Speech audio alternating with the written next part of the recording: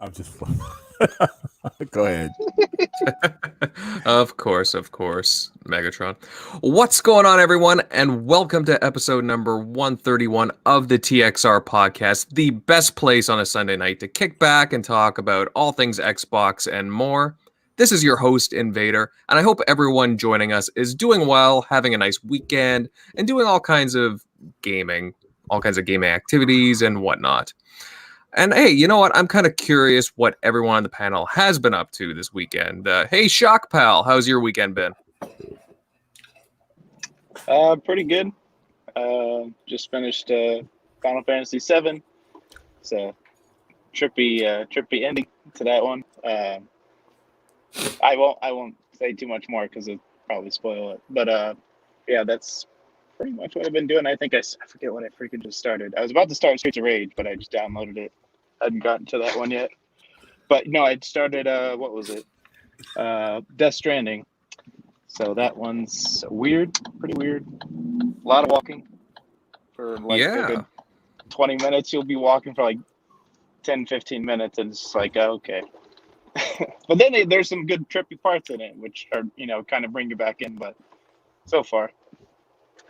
Mm-hmm. Yeah, you can do all that great stuff like, playing with your baby there and delivering packages. It started crying. I had to Are you enjoying anything of it though, despite with the reviews? Like, what are your thoughts? So are you so far?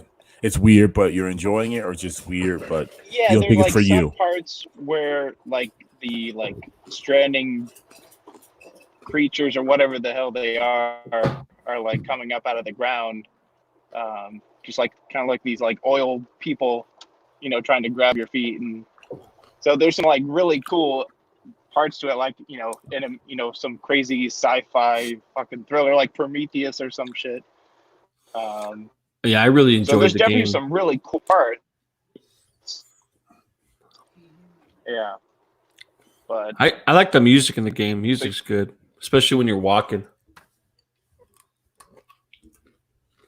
All right. Especially when you're walking. Yeah, when you're walking, delivering like UPS having a packages. Okay, there you go. Definitely. All right. Hey, Tim, buddy, great to see you as always. How you been? Good. Happy to be here. Another week, another Sunday night. But no, you just walk. Played last night with Megatron. Got some Destiny. Yeah, and played some Streets of Rage 4. But happy to be here. Yeah. Now, I know you wanted to get to a full day of gaming the other day. Did your power go out or something? Yeah, what happened was my power went out, and then I went out, and then I came back, and then I played. That was the night that we played with Megatron. So You shouldn't have went outside, Tim. You shouldn't have went outside. no, I like Streets of Rage 4, but it's a little tough. But played some Destiny. Yeah, I mean, the whole weekend was kind of a washout for me because we lost power, and then I had to do a bunch of stuff, and then I got a headache because I wanted to play late at night, but I had to bail out. Right. Well, that's a shame, but at least you got to a little bit of gaming with Megatron the other night. It's good, Destiny. Let's see here. Centurion, buddy, how you been? Oh, not too bad. What is up, guys? How you guys doing? Good. I'm doing. Yeah, right on. Loving I've it. been- Xbox. Hey, Tim, what's your new name now? Ricky? Something Ricky? I forgot. Yeah, well, people are now telling me I'm the guy that leaked that the PlayStation 5s were on fire, and Oh, the God. reason why is because I used 2 spaces after a sentence, so that was the evidence that was put apart. Some condemning evidence. Tim, you know that video I just put out recently, right? Yeah. I got a comment on that video that I think you need to go read, man. I swear to God. What was his name? Who was Big Papa? Who was Big Papa Pump in the WWE again? He had it. It's Scott Steiner. I feel like Scott Steiner got loose and wrote a comment on my YouTube page because it makes absolutely no damn sense. I'm still trying to decipher it. But other than that, it's been great. Yeah, I'm getting a lot of crazies. People calling me Clobril too. So I don't know what's going on lately. Just taking it in stride. It's like the regular day Nostradamus Xbox. Yeah, well, I mean, I don't think that I think I have 320,000 tweets. I don't think I'm making another fake accounts and putting time and doing stupid stuff like that. People, That's true. That's true. I think the 320,000 speaks for itself. You got that right, Tim Brill. Oh man, Tim Brill. Now, Jeremy, I know you've been rocking some brand new stuff recently. Have you gotten a chance to try out these Cyberpunk headphones? No, I kept them in the box. I haven't taken them out yet. So I'm looking to possibly open up the Android. It's the Switch Android one. I'm probably going to pop open and test out. The curious just to see how the audio is on the XCloud running through while I'm streaming. Definitely. Well, they look pretty cool. Yeah, they're cool. They're very cool. I like them both. The Xbox one is particularly nice. It has the ninja. It's all black and it looks rather worn, and it has the ninja on the right side, the red ninja. Mm-hmm. And the Android PC/Switch ones are just they're yellow, has some computer components on it. It's pretty cool. So you bought two pair of headphones? Yeah, there's two different pairs. Oh, okay. And they're both collector's edition. They're pretty nice. Oh, very nice. Yeah. And the Steel series only runs you about $100. So it's good quality. Are you gonna buy the console? Yeah, I'm gonna buy the console for sure. Yeah, it does look pretty cool. I mean, in my opinion, it looks pretty sweet. So I would definitely be on that. Are you gonna use it, or are you gonna just collect it? I'm probably gonna use it. Yeah, right. I'm probably gonna use it for sure. But I had a chance to play some Streets of Rage 4 like you guys, and I would say this: I was rather impressed with it. It brings back some good memories I had with Streets of Rage, 1, 2, and 3, and it's overall great game. They throw some nice nostalgic retro bits in there. You can go into, like, if you see an arcade, you can go into a room and it opens up like a new mini boss battle, retro style with Streets of Rage 2, for example, and it does that throughout the entire game. And the combat mechanics are still the same. It's forward for some of the special moves, and but it's a great game. If you guys haven't played it yet. Yeah, it's a real good game. It's decent. The audio is great. I like how they, the refreshed animation. And I don't know if I was the only one that found it hard, but once I got to those guys that have that shield, that little blue. Yeah, they're pretty difficult. Yeah, I just keep getting slaughtered, man. But it's still really fun. Definitely brings you back to those days, man. Those side-scrolling days, which I don't know. It's yeah. Now you can change the music to the old retro music. Mm-hmm. And the new music in the game is it's pretty good. I would say that after listening to some of the older stuff, which is amazing, I would say that's the only shortcoming of it. All right, very cool. And Megatron, obviously you've tried some Streets of Rage 4. How have you been doing any other kind of gaming this week? Yeah, I got a crazy migraine right now, so I'm gonna try to hold on here. It's always something, but yeah, I don't know what's going on, man. It's just maybe I'm just being in the house so much, all this stress. Yeah, I've been playing Destiny, been playing Halo 5, Guardians. Still an awesome game to this day, with K-Mega and Don. Mm-hmm. And I've been playing Deliver Us the Moon, which is another great game on Game Pass. You guys should check it out. Some people call it a walking simulator. I think it's fast paced enough where I don't feel like it's that way, but either way, it's a great experience at the very least. So I think you guys should go check it out. Yep. Let's get on to these topics. Definitely. Ibuprofen wears out. All right. All right. Before we dive in, thank you to everyone who's in early. We got Idle Sloth here, Badass Lord Tipsy, Crazy Greek Dude, 9 Lives, Vogel's Creek, Shizno Elite. Thanks, guys, for tuning in early, and everybody that's with us live. Now, let's dive right in here. We're going to move on to our first topic. And, guys, it looks like we don't have to wait too much longer for the rumored Xbox events. Now, announced a few days ago, Microsoft will be holding a special edition of Inside Xbox on Thursday, May 7th. So that's really soon. And this event is meant to showcase next-gen gameplay from Microsoft's global developers partners. So it's focusing more on third-party titles. Supposedly, Xbox Game Studios titles will be shown at a later date. So, Tim, I'm going to go directly to you first. After all the teasing, we finally get a date. And it looks like Assassin's Creed Valhalla will be showing its gameplay there. It just got announced a few days ago. So that's a pretty huge game, first right off the bat. Yep. Are you expecting a lot of big publishers and devs to be there?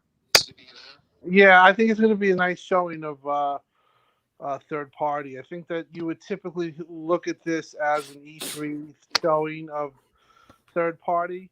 So basically, they took their E3 show and they said, okay, we're going to split it up, third party and first party. We're going to put the first party at the end, and we're going to show the third party first. We're going to show the games running on that. We're going to show smart delivery with games possibly like Cyberpunk and the Valhalla. There'll be new games that we don't know of.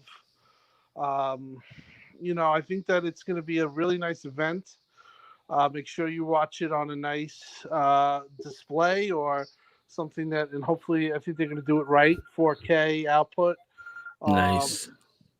I think it's going to be just, if I had my druthers, I would say show off all the talk about the system, show off the power, show the game, show the frames per seconds.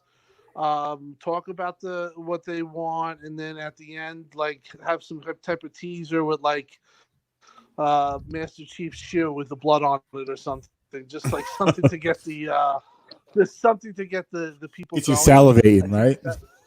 Yeah, it doesn't. It could be something so small like that, and I think that would get people happy. I mean, obviously, we all wanted Fable to be here, and I think that this was honestly plans for this. Originally, before COVID, I heard that this was going to be the Lockhart reveal and that they were going to, talk about hardware, and they probably were going to show off some of the games and stuff like that. Then they were going to, have a blowout E3. Then I heard that they switched it to May, and they were going to still show Lockhart, and then they were going to show a couple of titles that we've all been asking for, and then I think something happened where, there's a little bit of a cat and mouse game, I believe, going on with Sony. And they don't want to shoot first on price. So that's why I think that they're pushing Lockhart. I could still say Lockhart is still a thing. It's still real. It's just that Xbox is being very agile and, they're being smart about this in a way that they want to shoot last. They want to shoot. They don't want to get one-upped. They don't want to, do things in the past that they've done that's gotten them in trouble. So I think that this show has been, probably changed maybe 2 or 3 times. But now this is the format that we're going to use. We know Greenberg tweeted about it. If you look at his tweets, you can get a sense of what's going to go on. I wouldn't be surprised if they talk a lot about frames per second. The feel of the game and certain things like that is what I've been hearing a lot through people I've talked to, that's really being emphasized lately. So, when we used to talk about 4K with Xbox One X, I wouldn't be surprised if you might hear some pretty lofty numbers on the frames per second side. I don't know if it's going to be 120 frames per second, but I do think that you're going to get, especially on the Xbox Series X, you're going to get some talk on that end, and especially games, moving forward. I think that they want to push the way games feel and play on Xbox One X because they've made, the world's most powerful console by a lot. And Can I ask a question? Sure.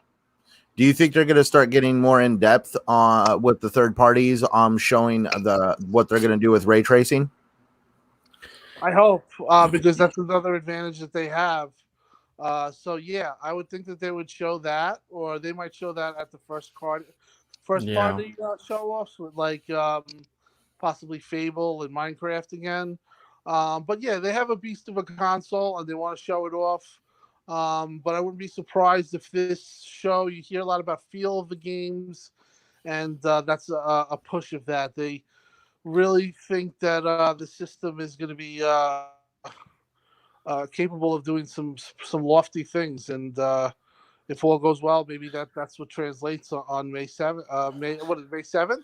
Yeah, May 7th. Yeah. May 7th, Thursday. So I think we're going to be very happy, and I think we're going to all be amped up for this blowout in July, I guess, if it's coming.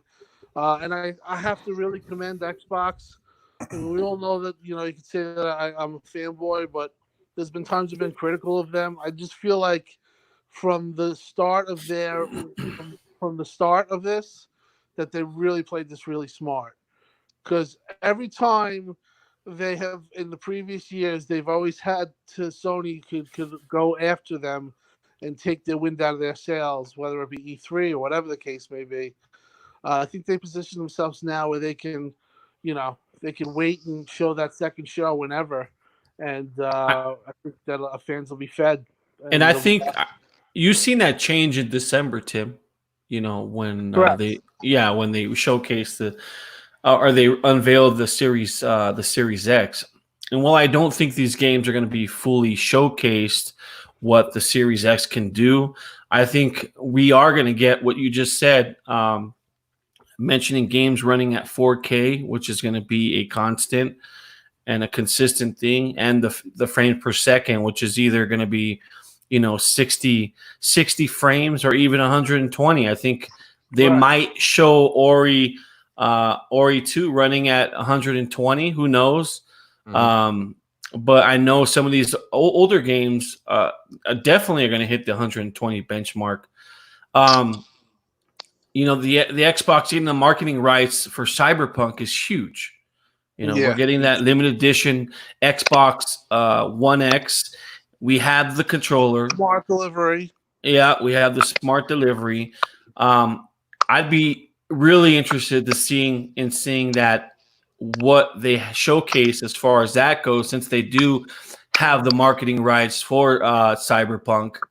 Can you imagine another gameplay unveil, for Cyberpunk to get people really excited? We have the Still Series headsets with CD Projekt Red. And I think they're going all out for this title, Xbox is. So I think you're going to see something in the lines of that at this event. I want to say that Xbox does have the marketing rights for the Elder Ring. Have you guys heard anything on that? Possible, I would say. Which is an action RPG created by the legendary From Software team. And I do think we might see something exciting, some exciting news towards the end of the show. I'm just not sure what. I think just something to leave the fans happy and a little taste in their mouth of what's coming next. Such a little tidbit that, like you said, it can be such a small thing that will make people happy. I think it's pretty simple. And just to further on, I think just one of the things I just wanted to to make a point on. I think I've heard that Xbox wants to also kind of, they want to explain smart delivery a little bit better. I mean, everyone knows what smart delivery is, but in a way, there's still a lot of confusion on it. And I think that this will be their chance to kind of explain it and explain that, there might be a situation where, CD Projekt Red is making the smart delivery. You play it on Xbox Series X. You plug in your your game and it recognizes it, plays it to its fullest capabilities. And other platforms don't have that access. They have actual, you have to rebuy the game. So I think that they're going to really kind of try to explain that to the best. I think that from what I've heard, that they feel like, that they could probably explain a little bit better. The name, they're not really, probably could have used a better name. But that's all stuff to look forward to. But again, we're here. We're talking excitedly about Xbox Series X, and the rumors have come true, even though that they weren't exactly precise. Yeah. But this is all coming together the way we thought it would, and I think that's a very good thing. But you know what, Tim? I do think it was smart on Xbox's part to showcase third party as opposed to first party right off the bat, because it's going to get, regardless, it's going to get people excited, and then they could come out guns blazing, whether it's June or July. Have you heard what date it's coming down again, as far as the? Again, now you're talking about a fluid situation. You realize that when they had this first system it was going to be for April, then it was going to be for May, then they changed up a little bit more. So I think that you're looking at the same thing. They are, even though they say Sony's not their competition, they are looking at Sony as their competition regarding this, and Sony is definitely looking at Microsoft as their competition. So when I say cat and mouse, that means that if Microsoft says at this show we're going to release at these prices and this and that, Sony would be very happy with that, because then they can counteract and they could move from there. But I think what's going on is Microsoft doesn't want to tip its hat, and they are firm in the belief of that because they've shown so much and Sony's shown so little, that they could pretty much smoke out Sony. When they say smoke out, meaning wait them out. Basically, if nobody's saying anything about price, and we're in July, and we still know a show's coming, and we don't have, then they're in a position where they could shoot. So, Tim, what's funny is you say they've shown so much, yet they've shown so little, and it's made an impact. Exactly, they have so much left. But to answer your question, I think it could change. It could be August if they really want to be ball busters, because the bottom line is that they know that they can hold out, because if there's no price on the board yet, the people are going to start to go crazy in July. You can't. I think August is way too late. I don't think. Much. I would say July. Yeah. I would say I've heard late June, July. Isn't the rumored window though? I thought it was from May to August. From what I've seen, pretty much. It's July. I think if you were really, it's probably first week in July or last week in June, or they're going to shoot. Sony's going to shoot soon. I've heard their show is going to come in a couple of weeks, and they're going to have a good show, and I'm sure that their fans will be happy. But as far as Microsoft, they've kind of led the way here, and now you're starting to see dividends. Now now it's not just a little bit of a head start. Now they kind of got the momentum, and it's they definitely have the momentum. They don't. I mean, Sony does not at all. No.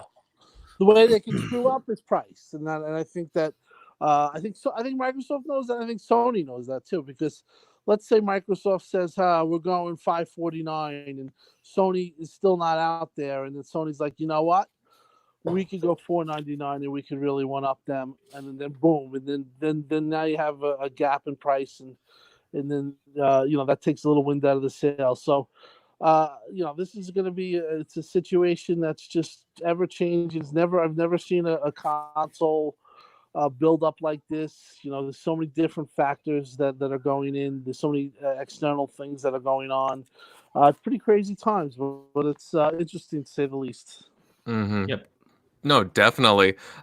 Because this is a situation that it's definitely very experimental right now, and they have more time to like plan out how they want to approach things. And Well, I wouldn't say it's experimental. I think they know exactly what they want to do. However, I do think because of the crisis has caused their plans to change and adjust a little bit based off that. definitely. Now, it would be interesting to see if they show off like a surprise dev there, like a surprise third party kind of exclusive kind of thing. Just a tease, right? Just that little thing at the end. Somebody in the chat mentioned Splinter Cell. I mean, that'd be nice considering Ubisoft is already going to be there. Or even somebody was talking about BioShock rumors earlier today. Like all of that, it just gets you really excited. Yeah, that'd be. I just want to see them actually finally reveal the X1. What is it? The Lockhart. If it's there, reveal it. That's all I'm kind of waiting. Out of all of this, that talk, could be.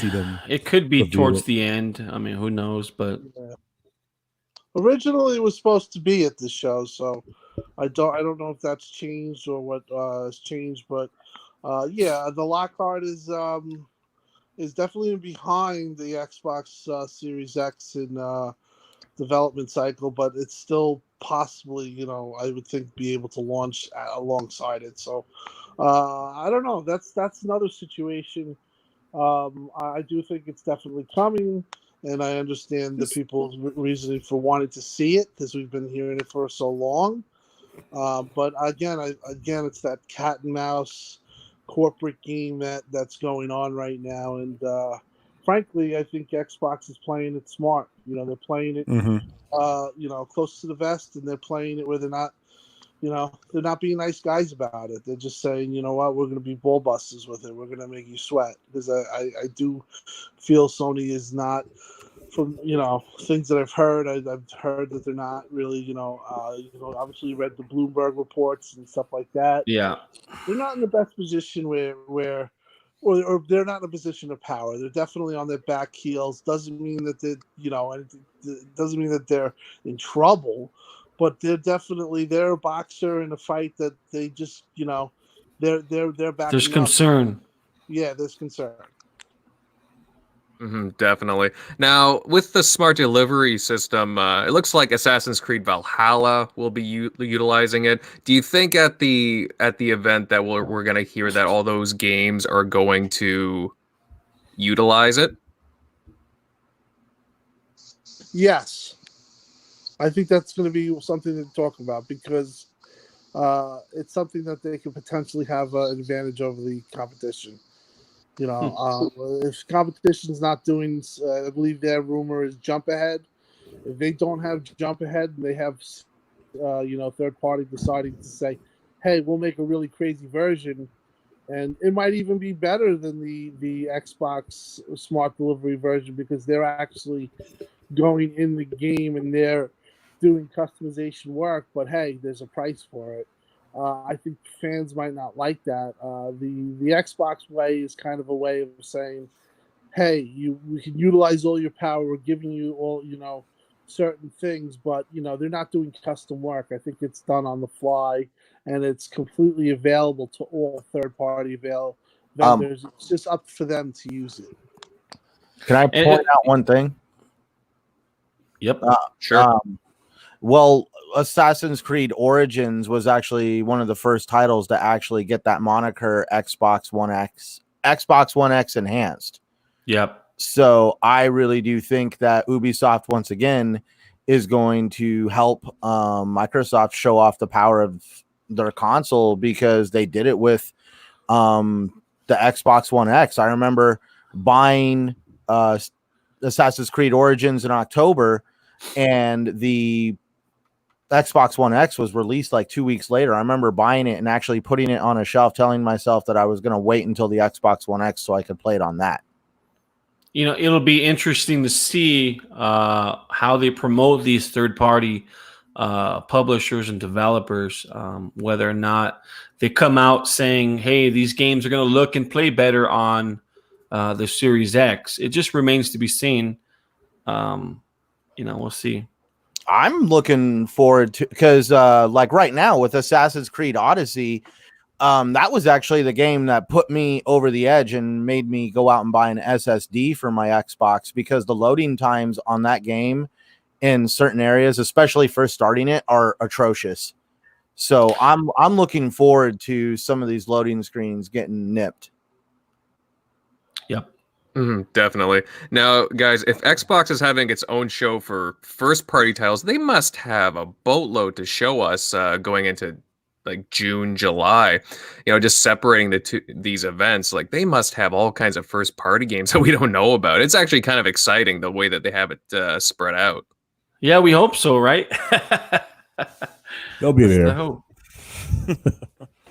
Absolutely. Well, that's my theory going into it. Anyways, I'm really super excited for what they have to show.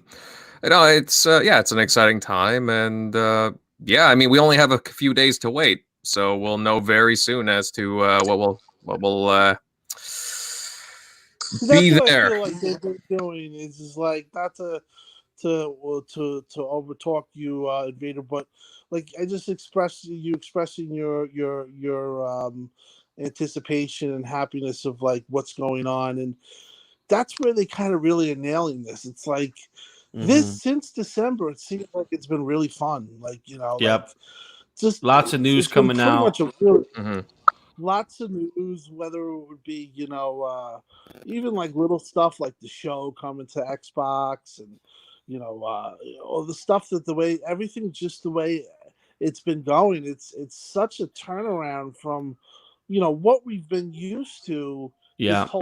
This whole gen, I can honestly say every time something Xbox would come up with something good or get a little bit of momentum, Sony was always right there. Oh yeah, absolutely. They would always hit them, counterpunch them, and knock them down. And it was like this went on from like 2013 to, I'd say, the reveal of freaking, or maybe even until 2018, Tim. I mean, 2018, early 2019. Even with Xbox One X, they lost the MPD the year it came out. It just was always something that they would get knocked. And this is the first time I remember where they've had like a streak of where it's like, holy shit, Xbox is doing good. It's funny you bring that up, because that was, you remember, going back to 2013, that was my biggest gripe about them not showcasing or just promoting the brand in general. They had a hard time, and I had a hard time with it, getting people excited about it. Now they finally are, and they're one step ahead of Sony all the way on this. Listen, you call it. Listen, sometimes people get mad at you because they say you're a downer. For you to say the stuff that you say, that this stuff is like for real. Because I mean, you've always been hard on Xbox, and you've always said those things to me, like oh, Sony did it again. Sony got them there, and I can honestly say I've seen a change in your attitude, just in regards to the way they've been doing it, and. I've seen like a lot of just on my Twitter. I see many people saying, I'm a Sony guy for a long time, but the Xbox really got me interested here.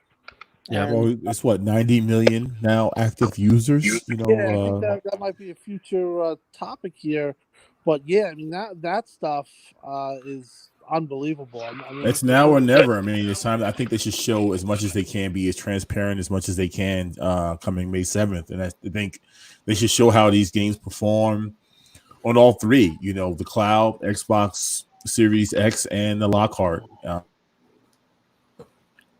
Absolutely. You just take steroids and just go crazy.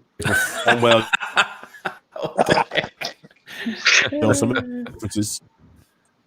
Yeah, man. I mean, everyone's home. You have a lot of the attention of a lot of people. Let it go, man. No, but the point is, this is the time for them to let loose, and I think that they are. It's a nice change, because I've been doing podcasts. We've been doing this show for so long. There's so many times where we were like, Xbox, it's the worst thing being a fan. It's so hard being an Xbox fan, right? And there have been times where, quite frankly, people were pissed off, and Xbox fans loyal Xbox fans had enough, and they lost a lot of fans, but they definitely seem to be gaining back a lot of fans that Yeah, some of those people are coming back. Yeah. We're opening up a little bit more, for Yeah. sure.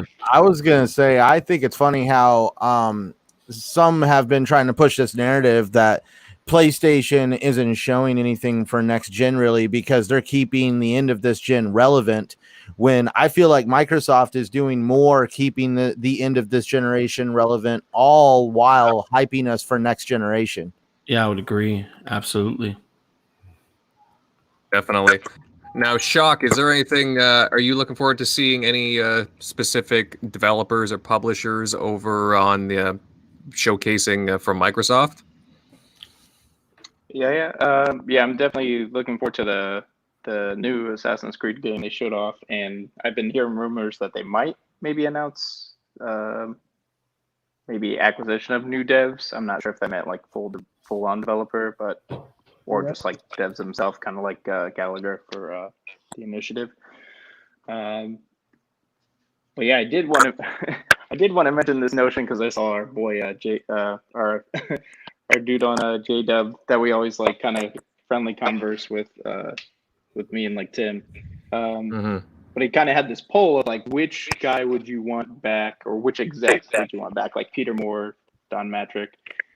But it's funny because it feels like everybody just wants, like, if you, like I messaged you guys earlier, if basically all the people that hate what Phil Spencer's doing, if he just gave him the same first party output that's been kind of, pretty bad this gen, but made all those big third party games exclusive, like Cyberpunk, Red Dead Redemption, Sekiro, The Witcher 3, if those were exclusive to Xbox, doesn't give you any more games than what you would have played this gen on the Xbox.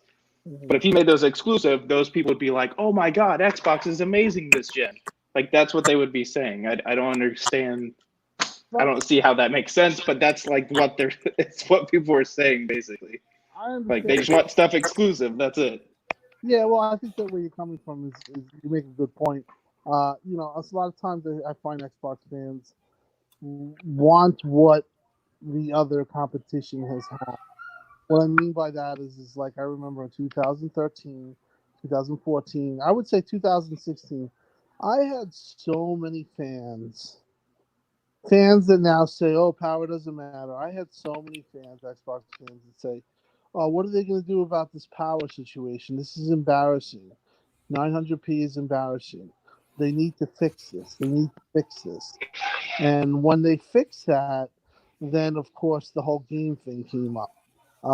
So it's like kind of like always like what the other competition has had that you haven't and they want. So yeah, I kind of agree with what you're saying. It's kind of if you look at this gen, I think from a whole, it's really not as bad as it actually turned out. I think that they've had games, strong output games in the beginning, and they've had games up until a certain point where they definitely deserve the criticism because they, at one point, the 2007 to 2018, the output there was pretty pathetic, and they deserve the criticism that they got, and that put them in a hole. But overall, this is the type of thing where now they pretty much have everything, and that's what I've said. Going into this generation, I told Jeremy, and Jeremy agreed, and we've talked about this. If they didn't get the power, they'd be in trouble. The power thing would be propped up in their face again. Yeah. Wouldn't be seeing the things that you're seeing, like, oh, teraflops don't matter anymore, or certain things that are being pushed around. The fact of the matter is that they nailed it with the spec side. Now let's hopefully they nail it on the price end. If they nail it on the price end, you're looking at a pretty unbelievable streak of good news. Predator in the chat brought up Crisis. And that event, I remember there was something that was tweeted out. I guess, was it last week? What do you guys think about that? You think there's a good chance that will show? That's third party, maybe? Perfect. That'd be a perfect. Maybe some remaster Well, that would be Magic. interesting because they did announce the original Crisis remaster. I mean, they could show it off, or hey, possibly, with the timing of a remaster announcement a week or so ago, what are the chances of a new Crisis game being in the works? Right? You never know. Crisis is one of these games where it did a lot in terms of just how it looked aesthetically. It showcased what the Crytek engine was able to do. The same thing with Rise. Rise. You can make the argument that being 900p Rise is still the best Xbox game in terms of graphics till this day. People would say that. So I don't know. It's just Crytek is a great engine to use, an expensive engine to use. I'm hearing, right, Tim? Crytek's pretty expensive. Yeah, they've actually sold portion of the engine, but as far as in terms of outputting power, it's one of the most intensive to this day. Game itself. The engine has always been intensive, and it's tech. You need a really rig to run it or a really strong console, but to this day, Crysis is still used in benchmarks in certain computers. Yep. And that's a lot to say because that game's been around for a long time. It was way ahead of its time when it came out. But yeah, no, Crytek, as far as visuals, if they could have Crytek, Cyberpunk, From Software there, I think that's pretty huge. If they could show, a couple of new games, and they could show Crysis working on the or supposedly running on the X. I think that would be insane. Yeah, I was just going to say one thing to think about because it's a third-party event. Right? It's going to be mostly dedicated to third party. Yep. Yeah. Correct. There's a strong possibility Mike Ibarra might make an appearance.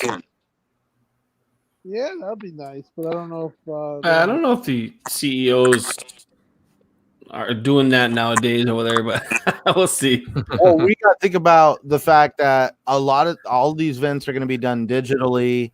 It's not going to be hard to do it from an office somewhere, I'm just saying it'd be because it's not like nowadays where somebody has to walk out on stage and make an appearance.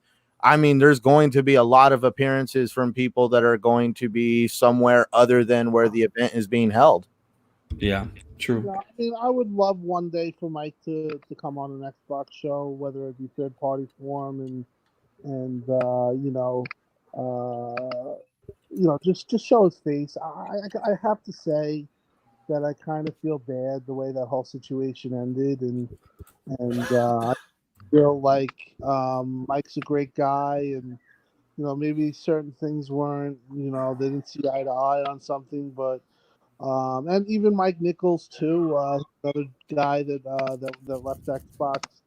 You have to realize those guys, especially Mike Ibarra, were one of the big reasons why Xbox Series X is where it is, why it is the way it is.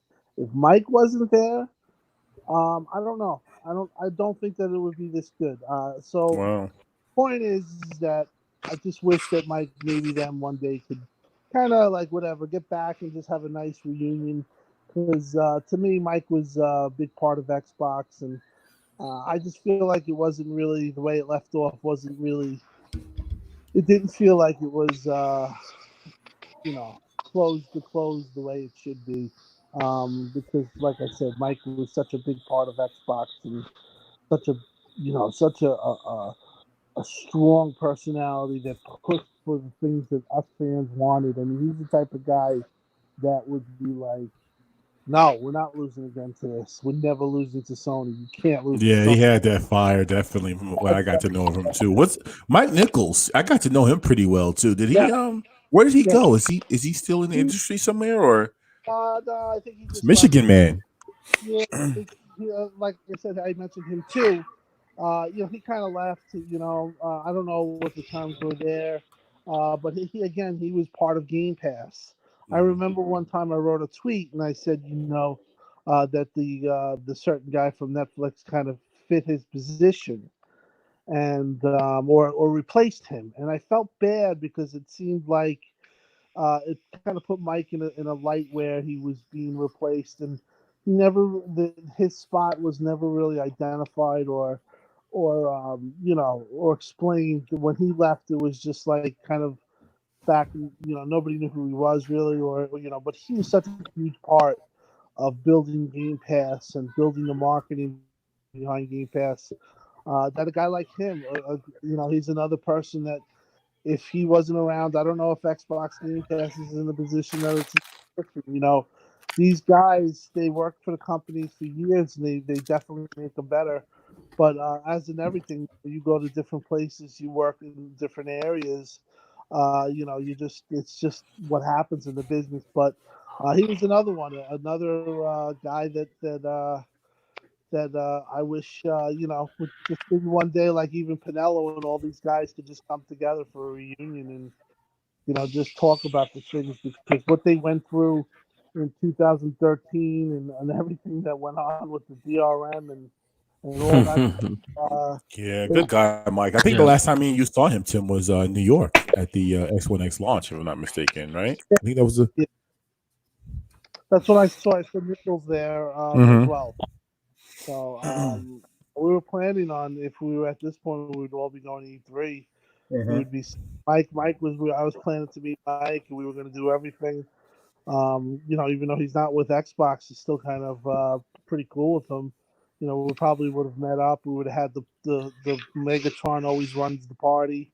I don't think it's the last time we'll see Mike. I think we'll definitely see him probably next year if there's an event. I hope next year maybe that there could be like something where, it kind of just would be where, guys just, I wouldn't say buried the hatch because I don't think it's that deep, but just kind of, just appreciate what they've done.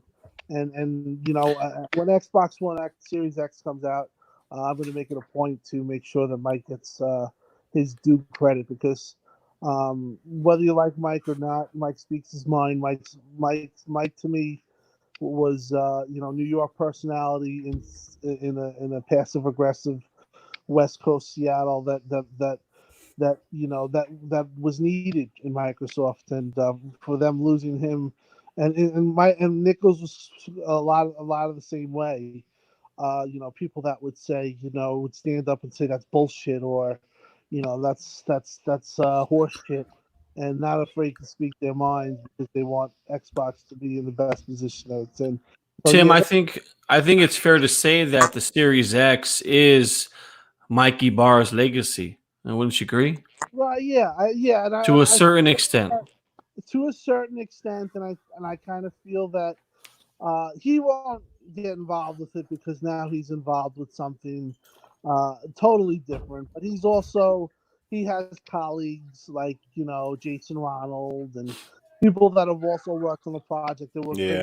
Project that Mike doesn't want to because one day I said, Mike, I would love for you to come on one of the shows, TXR or RDX, and talk about what you've done here. And he says I would love to, but he says that's just not fair to my colleagues that work just as hard as me. He didn't want to steal the limelight, which kind of shows you what type of person Mike really is. If he was a disgruntled guy, he would say, "Oh, it's me." But no, I would say Mike was. I'll put it this way: if Mike was not around in 2016, I don't think that you'd be looking at the same Series X. I think that you would be looking at something a little bit different.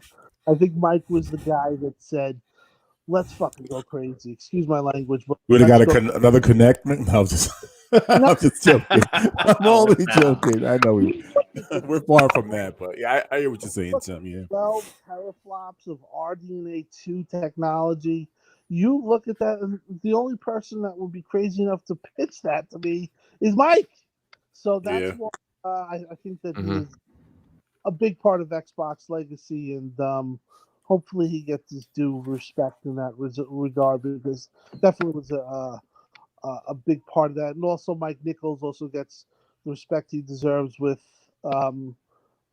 Game Pass and certain portions of marketing because Mike was huge with that. Absolutely. Well, it's going to be very exciting once Thursday comes along, and definitely we'll have lots to hear about, lots to chat about next week, and yeah, definitely lots to look forward to. Guys, I'm going to move us along to another topic. And in a blog post a few days ago, Xbox head Phil Spencer confirmed that Project XCloud will be added to Xbox Game Pass later this year. Now, Xbox had teased this back in November, but now we have definitive news that we'll be seeing it added by the end of the year. Now, Centurion, why is this a big deal that XCloud is being added into Game Pass? Well, for starters, it kind of fits Microsoft's portfolio to start for the fact that they are more of a subscription-based. They enjoy subscription-based business models. We'll just say that, and that's like what you said, the Netflix of gaming. It's pretty much what this has been compared to, and what's making it even more over the top is we all know that Microsoft is rolling out Game Pass right now as we speak in Japan and Korea.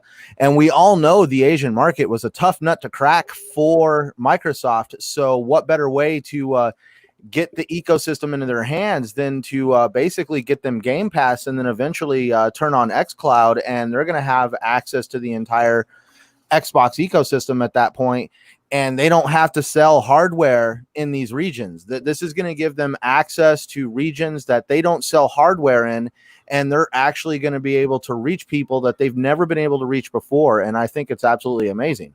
Well, how much access, though, Centurion? Because Xbox still has a hole with its Japanese market in terms of the games that are accessible, and obviously that they have. Because Sony and PlayStation just have an abundance of those titles. So I'm just saying. So you're telling me the Eastern market has no desire whatsoever for Western? No. I'm just saying how much. It's just one of those things. Obviously, they're working on that. In that video that I dropped last, there was that whole thing that Sega Bits came out and was gonna had that whole thing coming out where they were supposed to have some kind of event in June with Xbox, and that was quickly took down. So definitely, I think they got something cooking up with some of the publishers and developers that are over there. But mainly, I also do see it as because it's kind of funny, there's a ton of people over here that want the content from over there, and I'm pretty sure it's just vice versa as well. There's probably a ton of people over there that would love the content that's over here. Look at how successful the Transformers movies were in that market. Those movies exploded in that market. Now it's kind of funny that the idea from Transformers originally came from Asia, then it was westernized, and then it went back, and they couldn't get enough of the Western version of Transformers. Yeah, that's I don't want to say it's a bad example, but for I'm example, the original movies. I'm not talking about how many Transformer movies there has been and all this other stuff. Yeah. No, I'm talking about when the franchise first kind of got it's kind of legs going around the first and second Transformer movies. Come on, wasn't there almost an actual scale replica of Megatron? I mean, not Megatron, Optimus Prime. What? Yeah, but getting back to first person games, for example, don't do well. Now they've been more accepting in the East as opposed to back in the day where it was non-existent. But game streaming has been around for a long time. I mean, shit. I remember when I was streaming back on my Ouya back in 2014. Obviously the technology has changed since then with the ability to play across most devices. To have access to Game Pass really is the key. And I think even though Xbox won't be the first out of the gate to do it, I think they'll be the first out of the gate to do it right.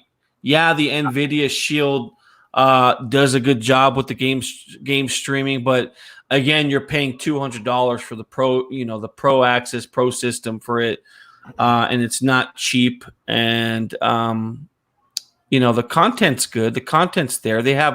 It's almost like Game Pass where they have over 100 games in their portfolio too.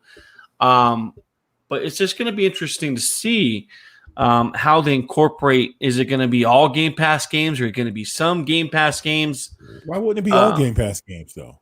It's simple. They're going to put Game Pass. Well, we don't know the tech behind. I mean, you might have to get permission too from third parties. Is it the end goal of XCloud to pretty much have like it's pretty much a virtual console, like basically pretty much access first party, third party, all that stuff. Well, they said that if you buy Game Pass, that you automatically get XCloud, and they said you still then get to stream all of your games. At least that's what they. If you have a console, the monster guy's name who said it at the what was it, Gamescom, or no, it was that Mexico event they had. I think he said it.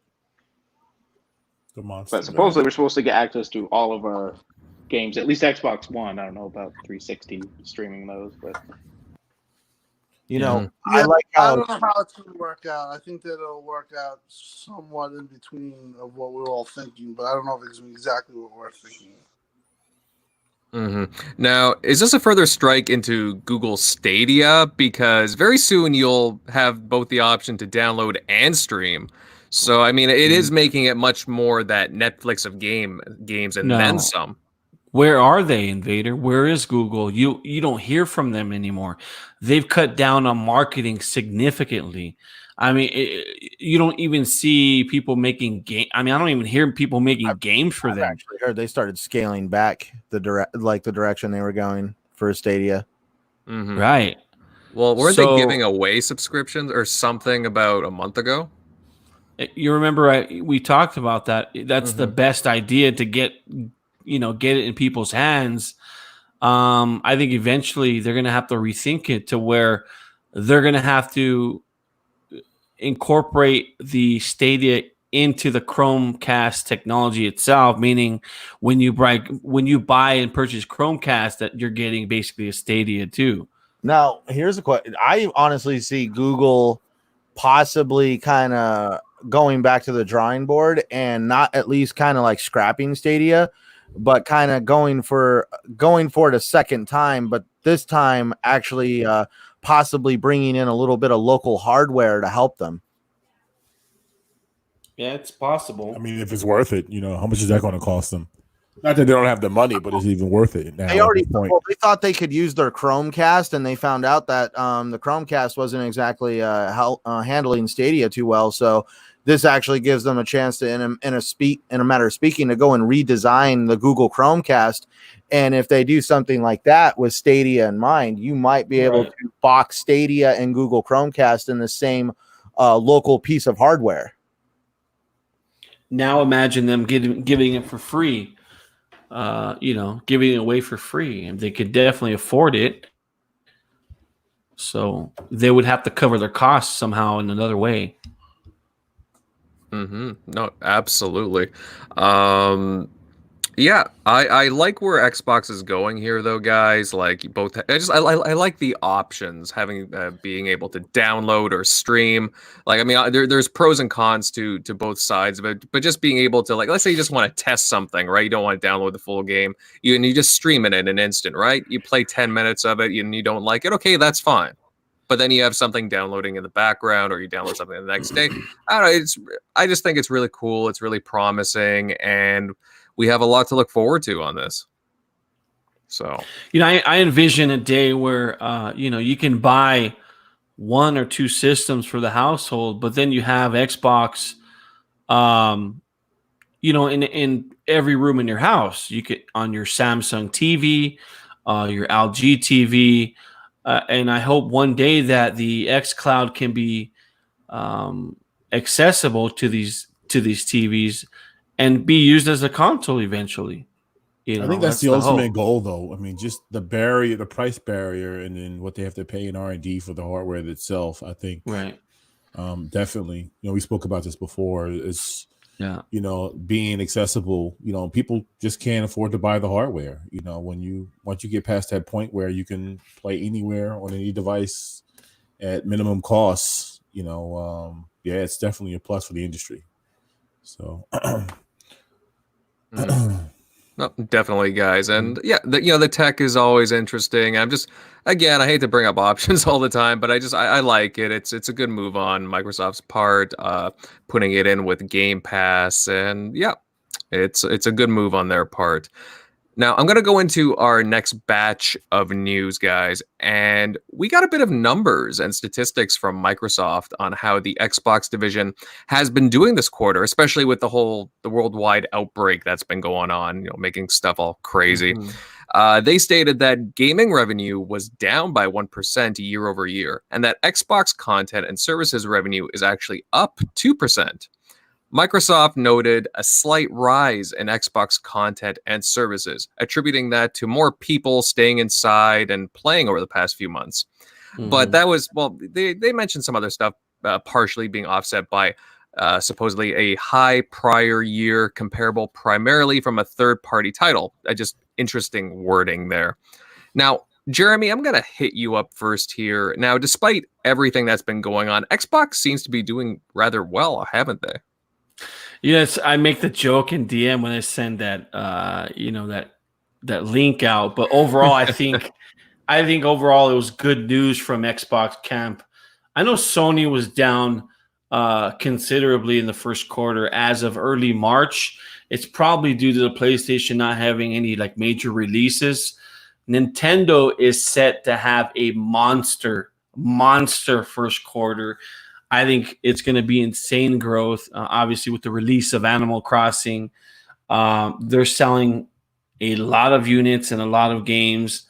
I remember the last time, last year at this time, there were some fantastic releases. Q1 we had the Resident Evil 2 came out, I believe, and then we had Kingdom Hearts 3. I think it was last year, right? Yeah. So, and that was just the tip of the iceberg. I remember last year at this time, we were like hot and heavy into some of these games. We're like, holy crap. These are some crazy titles coming out January, February. And, we didn't know what to play first. I think considering we're at the end of the console generation, it's a win-win for Xbox. As far as the numbers coming out for Xbox Live and Game Pass, I think it's promising news. I think once XCloud launches with Game Pass, I think you're going to see even more growth on top of that. So I think overall it was a good showing.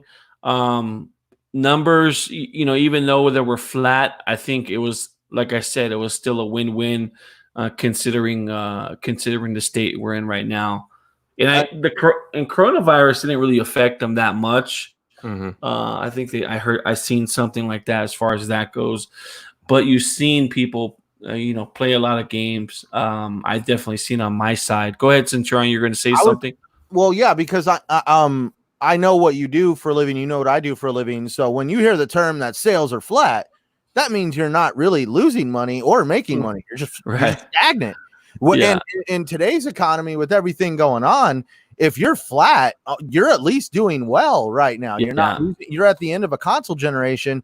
Right now sales should be down and you're flat. I think Microsoft's actually doing quite well. Call me crazy, but there's a lot of businesses right now in today's economy that would like to be flat and not in the negative. Right, but you remember last year too with this huge releases. There was huge releases last year. We didn't have that this year. So for them being flat, I think it's just a win-win. See, that's where I don't know if I could say we had, because to play devil's advocate, I'm pretty sure if Last of Us 2 would have came out, that would have helped fuel the gaming industry. Doom Eternal had its shortcomings because they were trying to figure out how to get the Doom Eternal pre-orders in everybody's hands back in March. And that's when they found out that they're going to have some serious logistics issues when it comes to getting games to people. So, well, they were doing, Xbox was doing that special. Sorry to interrupt. No, yeah. They were doing that special where you buy Doom Eternal, you get $6 in reward points off. So it's basically $5 off. Oh, okay. That was cool. See, I should have done that then. I did not know that. See, I'm not always. But there was only a specific date where you can do it. I think it was like, if I remember correctly, March March 1st or something like that. Through the 29th. I don't remember. Anyway. So I'm just getting at that, definitely. I feel like the gaming industry would have had a lot more heavy hitters coming out if it wasn't for what's going on. Because we've already seen some big titles already have to pivot and come out at different times outside of when they originally thought they would. So I'm kind of curious on what the gaming industry would truly look like in its with the final year of this generation. Sadly being hindered by this whole, global problem. With school being out, kids are forced to do homeschooling. They're playing more games now. Parents are playing more games now with their kids. It's just a massive spike in business as a result. I mean, you guys seen it with the consoles being out of stock in some cases. No.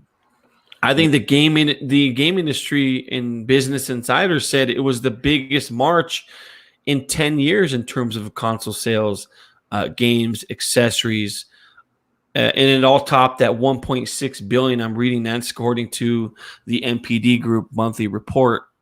I'm curious what all these because there's a lot of people right now that are A, just getting into gaming, B, getting back into gaming. We have all these people becoming gamers once again in one way or another. And I'm curious on what this is going to do for next generation, because are we going to have some new people that are going to stick with it past what's going on, or are they going to put the controller down? Not only, I think it's going to be a case, Centurion, where we're going to have massive shortages on every level. This virus is not going away come December. So I think on top of that, with people, more people being inside, more people playing games, I think Xbox Series X's are going to be hard to come by. Not to be, I don't want to be that guy. I'm not trying to interrupt. I'm just saying, I don't see the people that are using the pandemic to get back into gaming all of a sudden wanting to go out and buy the Series X. And I'm not trying to be no, I'm not saying that. Some of these people are just now getting into the Xbox One ecosystem, the PS4 ecosystem. They're just now getting ingrained into it, experiencing the services that weren't there probably when they left at the beginning of the generation, PS Now, Game Pass. And I don't really see them all of a sudden going, I need a Series X, because they're just now getting into this hobby. And we all know how it starts when you start getting into gaming. You kind of find your comfort level on what you can afford, and then you just kind of go from there. So I think in general, the gaming industry is going to see a huge boom. I'm not talking about Series X in general, but that's part of it. You take in consideration what Sony's doing. You take in consideration what Nintendo's going to do, whether or not they're going to unveil the Switch 2, and all that stuff. And then you factor in more people are staying home playing games. What if they go out and buy a console? Which one? Depending on which one, who knows? Well, at least it's going to limit it to the only shortages we're really going to have are local hardware and availability of internet. We already see right now how strained the internet system really is in the United States.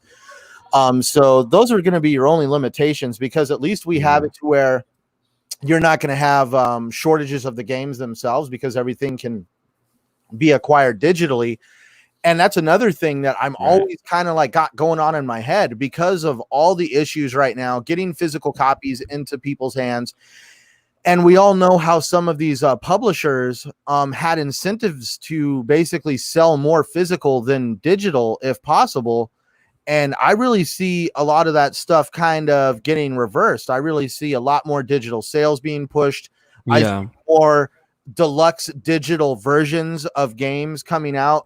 Like, let's use Rage 2, for example. Rage 2 had a digital deluxe version that was not available physically. You could not buy the items in that that package physically. You had to do it digitally. And I really see a lot of games starting to do that to incentivize digital purchases, because they're not hindered by distribution issues. Right. And it just costs less to do it. Why spend that extra dollar amount or cost when you can bring it to the and they're still releasing games at 60, 70, 80, $90 a pop. That hasn't changed. But even though the cost of digital is a lot cheaper to produce. Well, I think it's funny that you say how games are getting more expensive. This goes back on to Shockley talking earlier about exclusives. I really see exclusives eventually becoming something that's actually generally a first-party thing, because with third-party studios, we already see now with what's going on and all the controversy that happened over at Naughty Dog, whether whatever's true, what's not true, we all see how these games are becoming more expensive to produce. That these developers need to be at least paid better or whatever they got going on over there. So what I'm getting at is I see exclusives kind of starting to be a first party thing, because in the end, when you try to create a third party exclusive game, one, it hurts the developers and it hurts sales, because you're kind of limiting the exposure that game can have on a different ecosystem. And then also, I think it's just going to get so expensive to lock these games down exclusively that it's just going to be an asinine amount of money that none of these Microsoft or Sony is going to want to flip the bill for eventually. Because, like, look at how much money it costs to make Red Dead Redemption 2. Could you imagine the price tag associated to make that game exclusive? Like, even though I know Microsoft probably could afford it, they'd balk at the idea of spending that kind of money. Well, back in the day, that's why I think games in general are not going to be. They're going to stay at $60 for quite some time, and I don't think it's going to be moved to like $65, $70 in the near future. I don't think so. You take in consideration, back in the day when they released, like, for example, the Neo Geo cartridges. I mean, Shockley could attest to this. He knows exactly how much those games cost back in the days where you were paying $75, $80 because those cartridges were just so difficult. I remember Legend of Zelda was like over $60 back then. Yeah. In the 90s. Yeah. See, I think it's funny that everybody's saying that games still cost $60. Actually, game developers and publishers have found ways to sell these games for more.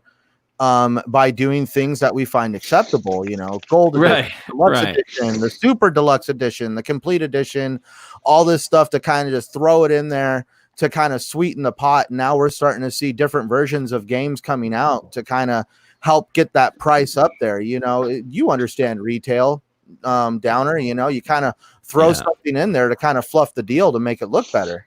And I still don't know why they cry about the microtransactions. I mean, it's just silly to me. Dude, I understand that microtransactions have a place. What is Tim going to say? No, they also sell themselves to the subscription services now, PSN Now and then Xbox. Yeah. So there's different revenue things. The thing that I want to say about this, you guys went off a little on a tangent, but when you're talking about the Xbox numbers, okay, CNBC came to Microsoft. There's going to be other tech media outlets that are coming to Microsoft. The numbers that they saw opened people's eyes. Now, the numbers that really opened people's eyes was over 10 million Game Pass. Yeah, that is a huge number. Now people say, "Oh, well, it's $1." Okay, the $1 deal that they had that started was in May of 2019. Okay, it was for 3 months. Yeah, a lot of those people stayed on. The fact of the matter is they're above 10 million. They were above 10 million last quarter. I remember I was teasing it. They didn't want to announce it for certain reasons, but they're above 10 million. I can definitively tell you that. And that wasn't even the biggest number that really got people shook. The thing that got people really looking at Microsoft was the 90 million active users. The last time that they talked about Microsoft active users was at 64 million in February of 2019. That's insane growth. You're talking about 26 million people are active on your that the growth of that is this all gen, nothing came close to that, and this is within a year. So this is 26 million in a year.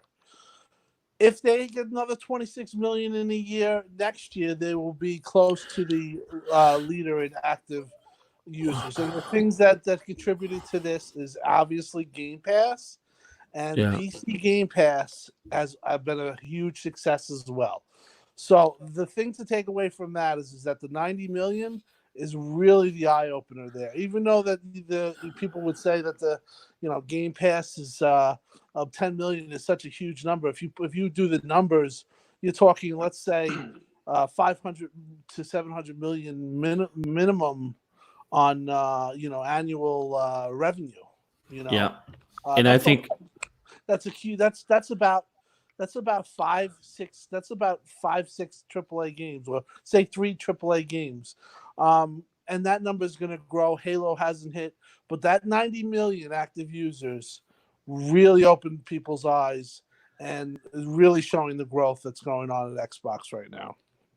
And I think once XCloud launches with Game Pass, you're going to see just insane growth on top of that. I mean, they're already in the 100,000, and not to this was the last subject, but the most active users on XCloud is guess from where? Guess what's from what part of the world? Korea. Say it again. The most users of XCloud as far as in area is Korea, and when they launched it, they're like 75% over usage of everyone else. So that goes to the point where they're adding these users. I'd say in the next 2 years, Xbox is going to be the number one monthly active user, company for gaming going. And right now, Sony, PCs, before that, and now then Xbox. But the ad of 26 million is mind-boggling. So now think about, I'm sorry to interrupt, but now think about the games coming out for Xbox. You have Halo coming out, Halo Infinite coming out. It's going to be launching day one with Game Pass for free. And if they strike gold with some of these other games that are coming out, Fable 4, just all these games that are coming out that are in the pipeline, launching day one with Game Pass, and incorporating that with XCloud, I think it's going to be one heck of a next couple of years for Xbox. And as far as hardware, I'll let you go, Satori. I just want to make this one point. As far as hardware, I've been told if it's $499, it's going to be gone in a day. So if it's $499, you better pre-order it that day. That's all I'm saying. It's not going to be around if it's more than $499. If it's $499, so pre-order up. What were you saying, Centurion? I was just wanting to put it out there that you guys know what I'm talking about. 6-7 months ago, when I decided to say something along the lines that I was predicting that Game Pass numbers, if they weren't at 10 million, that they were somewhere near 10 million, and I pretty much might as well have been like in the crosshairs of like numerous people in the community. I mean, like I got so many people that came out of so many directions that basically told me I was nuts. I think I told you were nuts too. Yeah, Dude, I'm just saying it. Just the math made sense on how many people were there and all. What were you saying, Tim Dodd? Yeah, I remember when you said that. I said I was thinking around 6. I thought your 10 was too high. So kudos to you. You were right.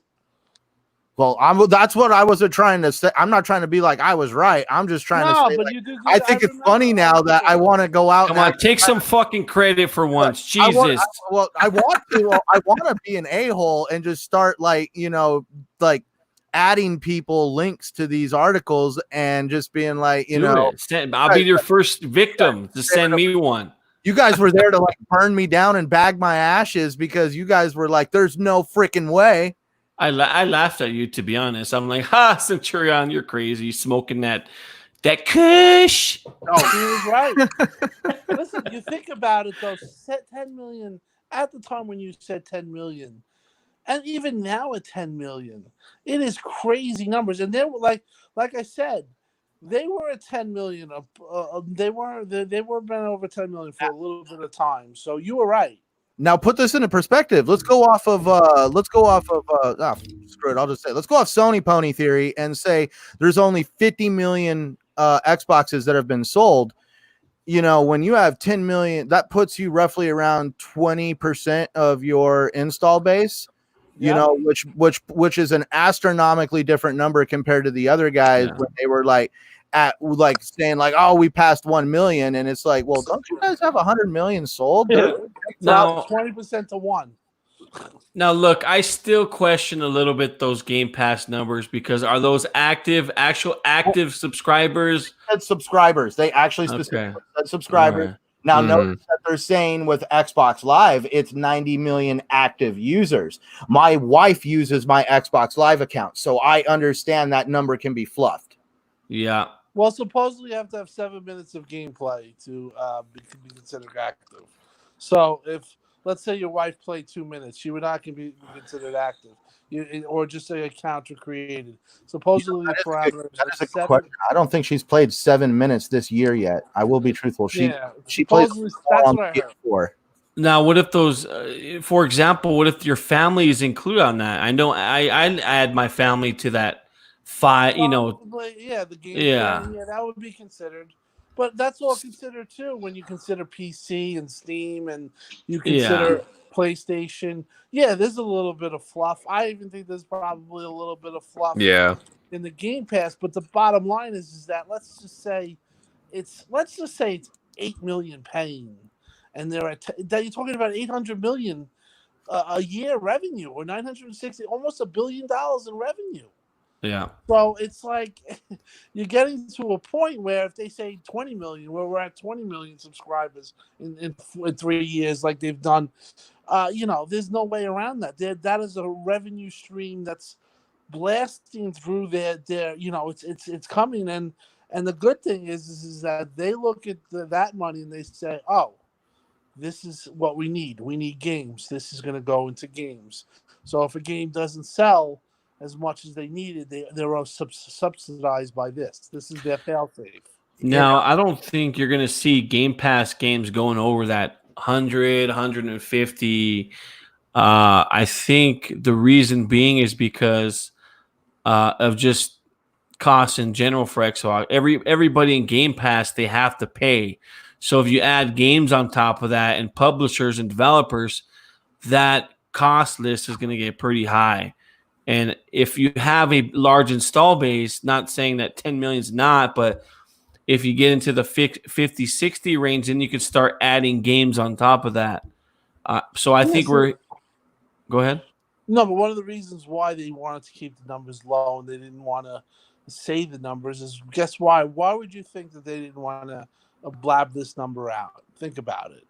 The reason being is a third-party publisher now says, you're making $800 million a year. You got to pay me more money. So Xbox's job harder. Actually, they're actually about a stone throw away.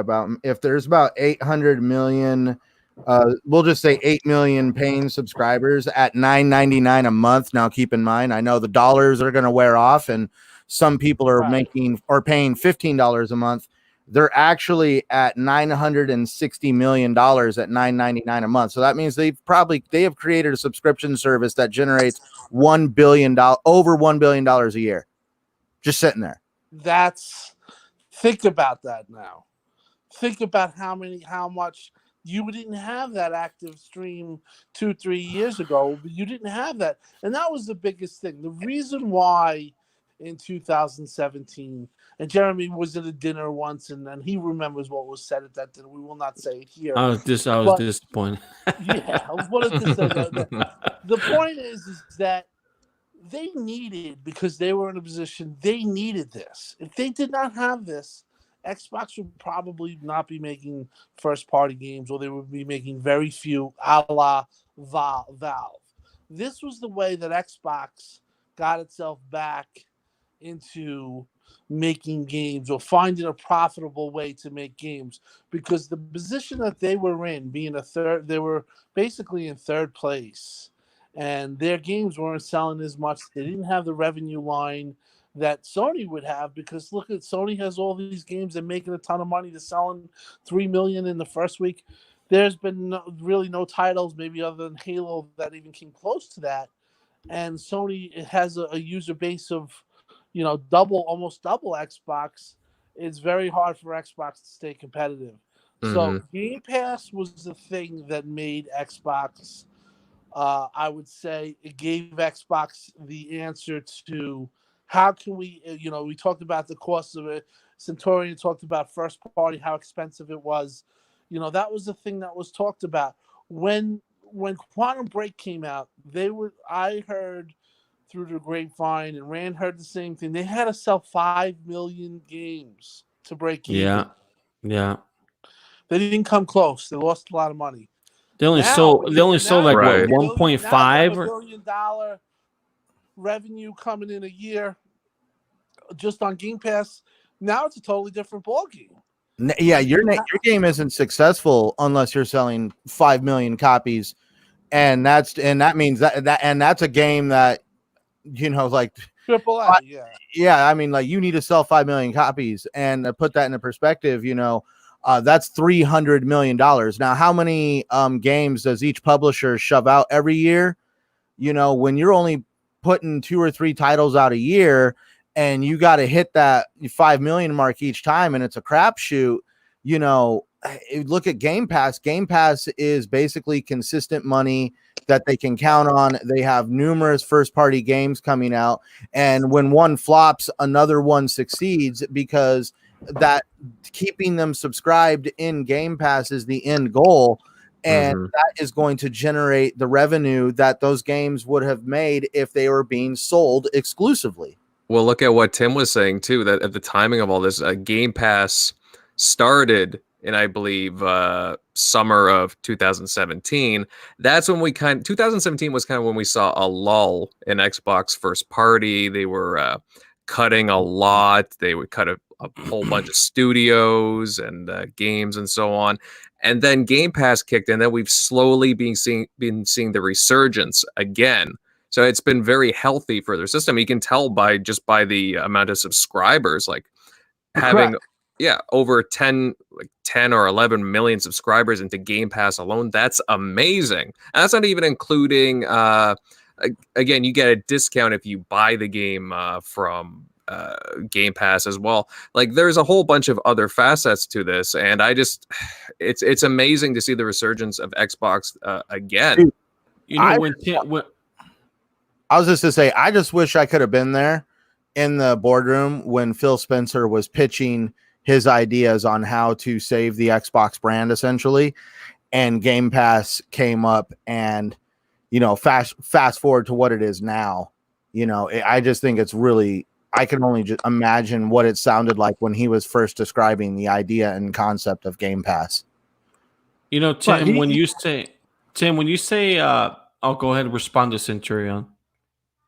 No, I was going to say what you say, but when you look at that, there was a time where Phil and everyone had to prove to Satya that Xbox was a viable business, and for a while there, it wasn't looking good. And what were you going to say, Jeremy? So when you say that the reason why they haven't shown the numbers, being from a position of strength, I think it can go both ways. Now with them finally releasing the hard numbers, I think you're going to see developers and publishers jump on board saying, hey, this can be really profitable for us. It can go both ways. So I think that's 100%. Yeah. Mm-hmm. And I had brought that up to somebody. I said, my take is that if you tell somebody that this is the most popular service, guess what? You look at Sony, everyone knew it was the most popular console. People don't think twice. They just go with popularity. And that's the same thing with Game Pass, I felt. If you say, hey, we're at 10 million, shit, you get CNBC and mainstream media knocking on your door saying, wow, what's going on? Let's talk about the numbers. And then the soccer moms or the people, the dad investors that are watching that show say, this is the way to go. Now they know what Game Pass is. You try to explain to them what PSN now is, they're gonna look at you like you have three heads. But when you normalize it and you say, hey, this is the most popular service, this is the biggest service, and even to the point like this is the most popular console, people are, I've always said this, and it might be a little crude, but I feel like consumers are sheep. They will go with just what's popular just because they've heard it was popular. And there's no other thinking other than that. Oh, yeah, it's 100% true. Absolutely. Now, Shock, I just wanted to get your opinion on this. Do you, now, according to Phil, do you agree with his comments that the pandemic has been driving a flood of new gamers to the service? Yeah, definitely. Just from like me flipping my launch day Switch tablet, just the tablet for over 300. So yeah, there's definitely a huge demand. Well, I've been trying to get one of those. Yeah. Yeah, maybe that's what's included in that Xbox Live flux of new subscribers. Maybe that's included. I mean, he said that there are new users on the Xbox platform.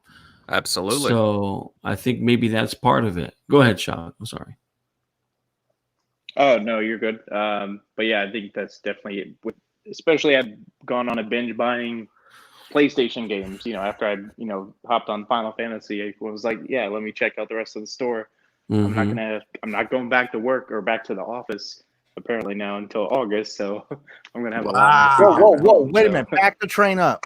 Did you just say you have your credit card information stored on a PlayStation hardware? No. Man, you gotta use that PayPal, y'all. Dude, shout out to Monkey Punch. Hello, and Fastback. If there's an Xbox Series X, I would love for that. I think that the design for a custom console for the Series X is awesome, but I don't know. I would love for that, but I don't know if that's going to happen right off the bat. Yeah, no, that'd be pretty cool. Maybe not right off the bat, but I don't know, it'd be interesting. I've seen a few designs already. Xbox Pope has put a couple out. They've been really sweet just by his designs alone. All right, fellas, we're gonna move on to the next topic, and there's a lot of new stuff, obviously, going into the next gen consoles. Now, a few days ago, Phil Spencer responded to a question over Twitter about what technologies in the Xbox Series X that we'll see a big advancement in. Phil brought up ray tracing along with dynamic latency input, or DLI for short. He stated, and I quote, "In my view, the feel of games this upcoming generation will change as dramatically as any since 2D to 3D, given CPU upgrade, DLI, memory, and SSD." So basically, dynamic latency input makes controls more precise and responsive. Now, Shock, I'm going to let you get into this one first. Is DLI a dramatic change for console and controller gaming, or is it just like kind of PR talk from these companies? Yeah, I mean, I definitely think this is going to be, and that's why kind of like if they did Lockhart, that's what I was saying, like even if it might not be as powerful, that SSD is going to make almost the biggest jump as what we've seen maybe from the 360 from the PS2 days where we jumped to HD so you could really see the difference. So I think you're definitely going to see that here on this gen. That's just going to be like, oh my God, I'm instantly in the game, and just you'll notice how much quicker it is. But I'm hoping these consoles can do the ray tracing. I hear that's very demanding. So, but from what they've shown off, that lighting can really make it way more immersive where you can actually see a difference there too. But definitely the SSD is going to be huge this gen, I feel. Absolutely. Now, obviously, it sucks when you feel out of sync with gameplay. Is this a big step for highly competitive genres like fighters and shooters? Because I always hear about how fighters you have to be. It's very precise, and especially with shooters too. You get a sync, and it just makes you want to like throw your controller against the wall if the hitbox is everything's just out of place, right? Yeah, I think what's going to go on is. Like Phil said, that you're talking about the feel of the game, and he keeps emphasizing that. You're gonna have 120 frames per second DLI, and you're really gonna be able to feel it, and feel it visually, see it. That's going to be a big part of next generation, I feel. It's a good thing. I mean, I would love for it if, you hit the wrong button and you were electrocuted, and it would electrocute your fingers and burn your fingers off just to teach you a lesson, like not to hit the X. So. Just joking.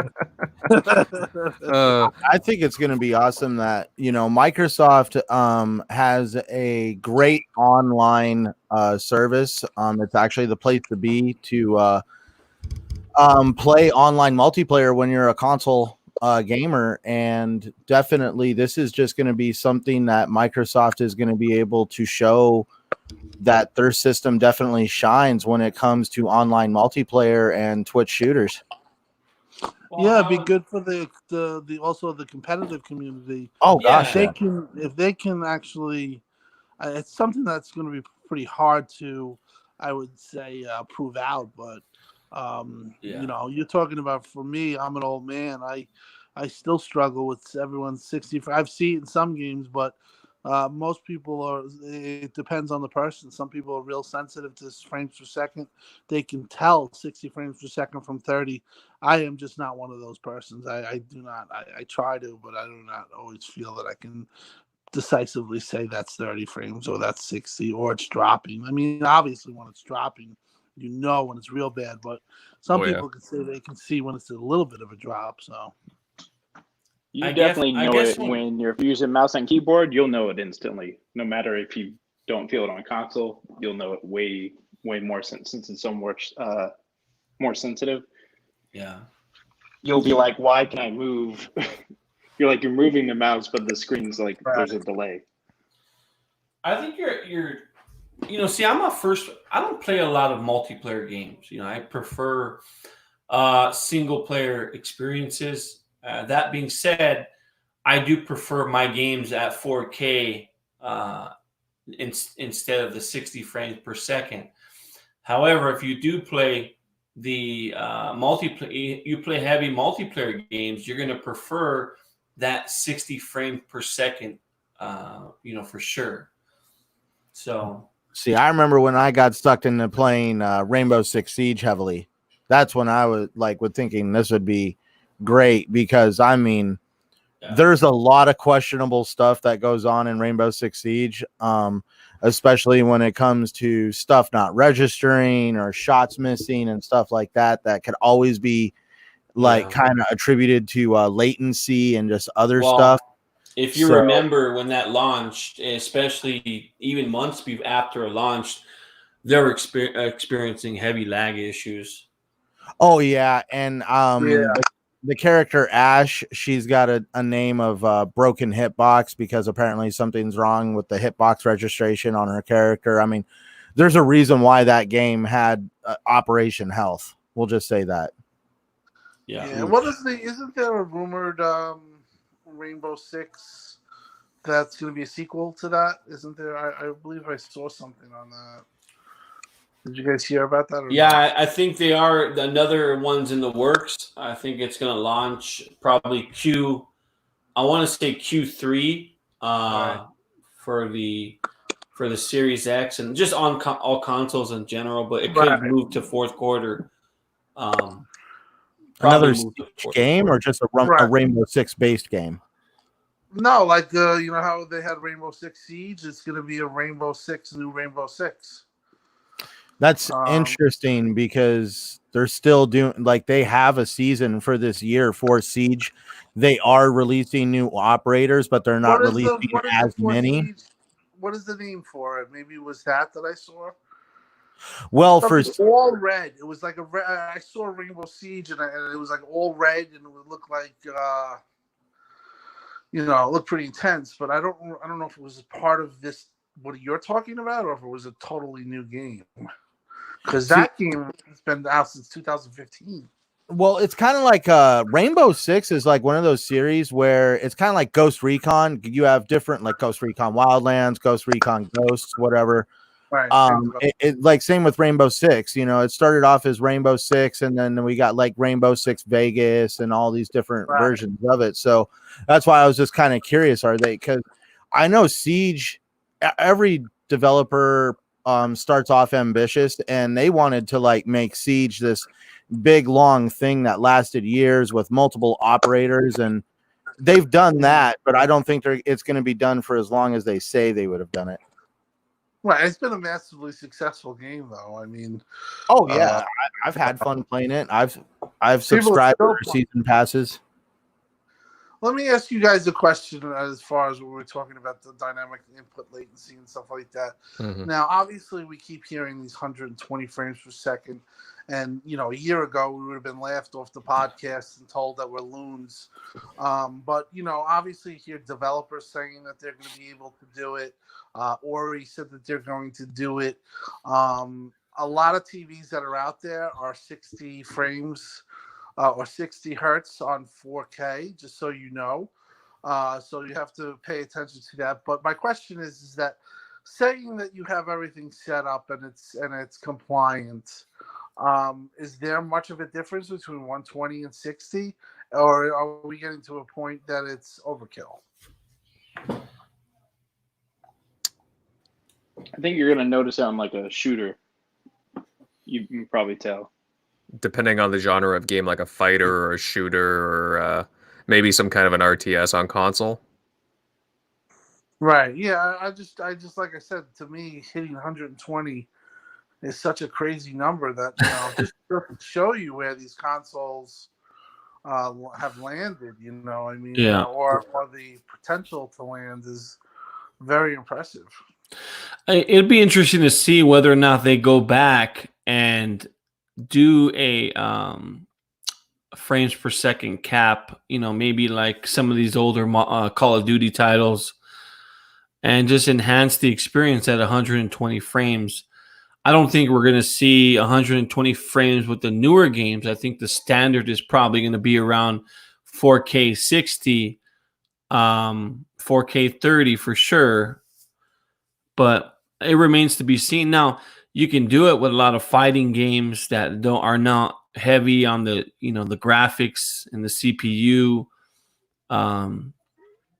It just remains to be seen. We'll see. Mm-hmm. Absolutely, kind of open-ended right now, but hey, giving the developer all kinds of horsepower on these consoles and options, it's a good thing anyways. Let them play around with it and let them see how they want to optimize their games for sure. Yeah. Anyways, guys, on to what will probably be our last topic of the evening. And a few days ago, Jeff Keighley announced the Summer Game Fest. Now, it's an industry-wide celebration of video games that will run from May to August. It will deliver news, in-game events, and playable content. Now, I'm going to leave this open to anybody on the panel to start off. What do you guys think about the Game Fest? Does it fill the void that E3 left? I don't think it fills the void of E3. I think Jeff's passionate. He's a passionate guy. You've seen it with the video games awards, and I think this is an extension of that. And I think he's going to incorporate it somehow and just get people excited about video games. Now, I haven't heard anything directly on Summer Game Fest, but I know he's going to get, you know, all these big publishers, developers on board, some new demo. He's going to do something to where, you know, because he's done a good job with the Game Awards as far as that goes. So I think maybe this is his new E3, I want to say. And you might see it where E3 kind of transforms into what Jeff is doing now. I mean, it's a possibility. You know, it's just one of those things where he's finding a new way to reach out to gamers. Yeah, you know, once a year it's been done before, but on this scale from May to August, it's never been done before. So you're going to see a lot of news coming out and developers jumping on board to release, what they have, what cards they hold come fourth quarter and come Q1 of the following year, to get stockholders and shareholders excited about these businesses. Absolutely. Now, we've seen publishers like big companies like Nintendo. They do their Nintendo Directs. Sony does their State of Plays. The Nintendo Directs are pretty popular. The Sony State of Plays are getting there too, because their fan bases really enjoy it. Now, if successful, do you think that the digital events will eventually take over from the prominence of what E3 has? And that's why I said, E3 is a week out of the year. Now when you have the opportunity to reach out to gamers from May to August during this time, it gets people more excited about video games than, say E3. Yeah, E3 is massive. It's massive in production. People spend a lot of money there, tourists in, whatnot.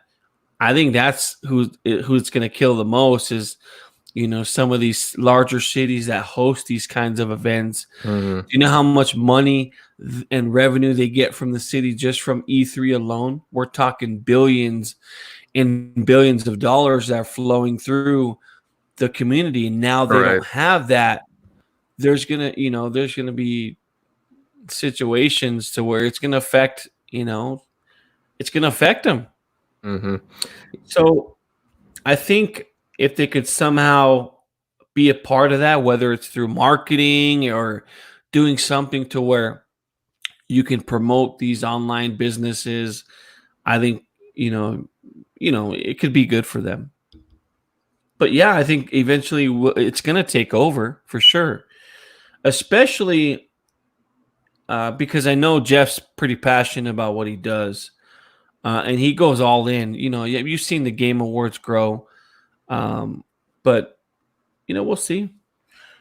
So if I could hop in now, go for it. Hoppity hop. Oh, funny. All right.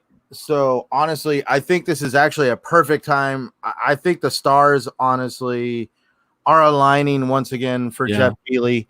We have a lot of new people that are kind of just getting into gaming. And of course, they are hearing a lot about how normally there's an event called E3 that's no longer there, at least not this year.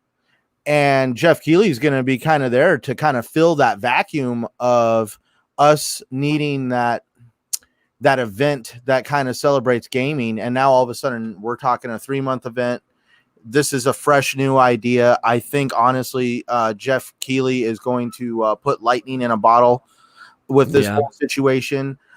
He's gonna make a lot of money from it too. And I think E3 is going to have to either adapt and embrace Jeff Keighley and kind of start working E3 coming forward, probably as like because if we're talking the event is from May, June, and July, E3 is normally in June, so that would be the middle mark of that 3 months. So you could have an event in the middle of that whole thing that for everybody to kind of celebrate that whole thing. But I'm just saying that basically E3 will have to figure out a way of incorporating themselves into this 3-month cycle, because if this is something that takes off and becomes a thing, it could swallow up E3 and overshadow them, and E3 just eventually, I'd be surprised if E3 doesn't figure out how to incorporate themselves. I don't see them coming back, because this event could potentially just become so big it will just overshadow it. Just by him saying from May to August, it's a long time to promote games. You're gonna see he's gonna make a fortune. He was off at these publishers and developers. Go ahead. He was at Gamescom in August, so honestly, I could see him using Gamescom to kind of have the blowout, the cap off to this whole 3 months. Because Jeff Keighley is essentially becoming the gaming spokesperson. Like it, love it, hate it. Jeff Keighley has definitely done a good job of asserting himself into being basically almost like a figurehead in gaming when it comes to gaming related shows. And like I said, Jeff Keighley right now is putting himself in a really great position with a lot of new people coming into gaming, and they're just going to be exposed to this. And like I said, dude, this is going to be very interesting going forward. Gaming is changing. Yeah, well, a lot of these events are canceled too. Like, I mean, of course, E3, but you look at Comic-Con too. Sometimes there would be some game announcements there. Probably not going to happen, obviously. And then Gamescom's canceled. Like, it's crazy. Lots of stuff. So he has a large window to talk about games. So Gamescom is officially canceled then too. I believe so. Yeah. Okay. Well then, news to me too. So. You know, it's very, very interesting and very astute by you, Centaurian. Since you got your big W tonight in Game Pass when we were bashing you, and I do remember that. So you are on fire tonight because a little tidbit. I heard through the grapevine that Jeff, the reason why he kind of left E3 this year, if you remember, he announced earlier that he wasn't going to be a part of it. For personal reasons. I heard that he wanted more access and he wanted to do, I guess, what he's talking about now through ESA, and he wanted to do the paneling, and I guess throughout. He wanted to do a change, and I guess ESA didn't want that, and they kind of butted heads. Like you're saying, this is Jeff right now getting the position where he is now going to be even more of a focal point for gaming, and he's going to put him in a position next year of strength. So, I think Fastback mentioned E3 being more of a vendor thing and much pushed back a lot, and I do agree with that. I think that we're entering a phase where Jeff might really get the mind share of this and, have some type of foothold here. Microsoft has already said that they are not doing a live public event until August of 2021. Okay, so what does that encompass? That means that there's no E3. I think E3 is in trouble. I can honestly say that I can see it being something where it's much different, where people don't visit it. It's just for developers or vendors, and and then you have this thing where Jeff is leading the forefront. Whatever he's doing, he seems to have a really good foothold. So yeah, you're right. He is the guy, and this, like you said, fell in his lap even more. I don't think he would have had as much leverage if he had E3 coming. And, Microsoft was going to be not a part of his, plans. But now he can have a situation where he has everyone. And that's exactly what he wanted. And he got it, unfortunately, due to, nothing that he obviously didn't do. His circumstances just favored him. And no, I think he came up with the right idea at the right time. Yeah, he came up with the right time, but then everything fell into place because he would have been going up against ESA. Now he's going up against nobody, really. He's going to have the floor to himself. And I honestly, I hate to say it, as much of a fan as I've been of E3, and I think it sucks. I think that E3 is in a lot of trouble. I don't really see it happening like the way we've seen it. I think it's going to be much more scaled down. Xbox Fan Fest, I don't know what's going to happen. Everyone's going to have to show that you're freaking vaccinated. This whole thing sucks. We know that. But this is the new world we live in. And Jeff is going to be definitely the forefront. And I can see him being getting the lion's share of this coverage now moving forward. It's also going to make these gaming event God, I'm probably going to get burned for this one, but sometimes I feel like live events like E3. I'm not talking like inside Xbox, because that's an Xbox show being done by Xbox in a controlled environment through Xbox. E3 is not. Well, actually they've done a good job of making sure it's as in control as possible by having actually their show in their own chaos. theater. Yeah. So that being said, honestly, I feel like Jeff Keighley's show is not only going to like go over quite well, but also they're going to be exposed to a very well thought out, methodically planned series of events over the next 3 months that are going to go off pretty much without a hitch, because they're going to be done in controlled environments by the people that are hosting them, whether it's Activision, everyone watching, Sony, everyone watching. Yep. Yeah, exactly. And so it's just going to have a much more cleaner look to it, and everything's just going to go together so much better, because like let's use Borderlands 3 for example. A great game, but when they tried to reveal that game, apparently their equipment sucked, and there was a lot of problems on stage trying to reveal Borderlands 3. And you're not going to have these issues now, because a lot of these events are going to be done digitally. You know, he's not gonna have to put a dime of marketing dollars into this. You know why? Because once it hits and all these developers and publishers come out and the game demos and all kinds of events come out, you know, the news is going to break and it's automatically going to spread like wildfire on YouTube, instantly promoting his brand and, you know, his product that he has. Without E3, we have all these developers and publishers that are just clamoring, what do we do now? We have no way of showing off our product. E3 and all these events are canceled, and in walks Jeff Keighley going, hey, don't worry, I can help you. Yeah, and Jeff, throughout the industry, whether it's Sony, Microsoft, and Nintendo, they love the guy. And I mean, listen, a lot of Xbox fans hate him because he leaked the Xbox One price, or Xbox Series X, or the Xbox One X price. Oh yeah, that was done by design from Microsoft. They wanted to put him out. They wanted to put the word out to soften the blow. So people who hate him for that, you really shouldn't hate him for that. I know the inside story on that. And I know the people involved in it, and I was told straight out, because I said that was the first thing when I went to the party.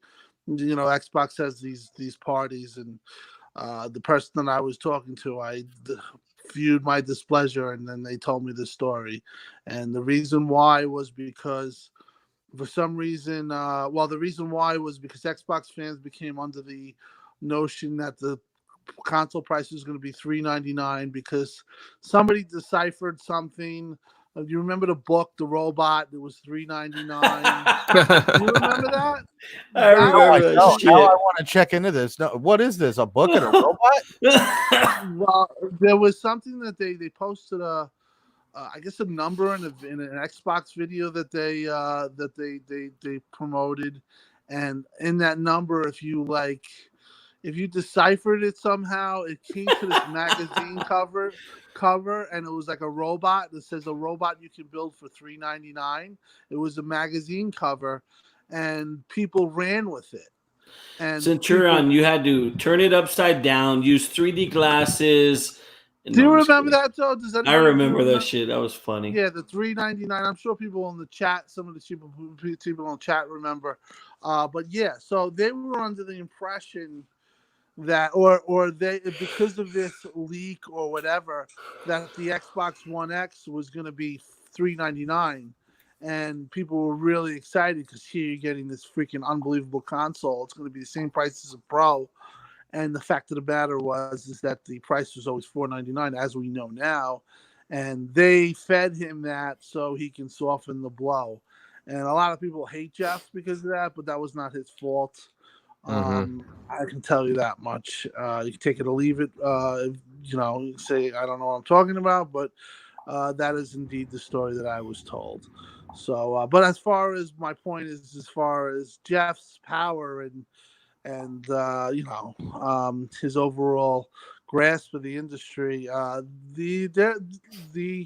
lot of people in the industry look up to that guy, and they definitely have a lot of respect for him, and they look at him in a way that they respect the guy, and he has a lot of pull within the industry. So I think that this fell right, into place for him because there's going to be no E3.